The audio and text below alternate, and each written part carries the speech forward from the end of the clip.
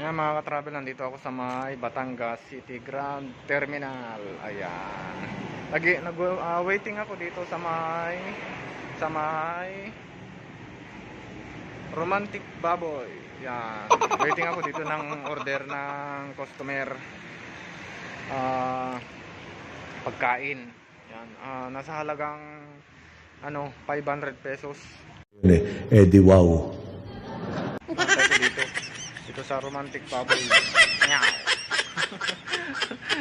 Romantic Baboy daw eh. Naghihintay ako dito, waiting. Siguro ang waiting ay 5 minutes to 5 minutes to 8 minutes lang.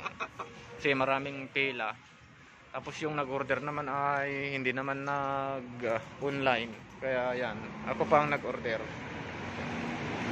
Romantic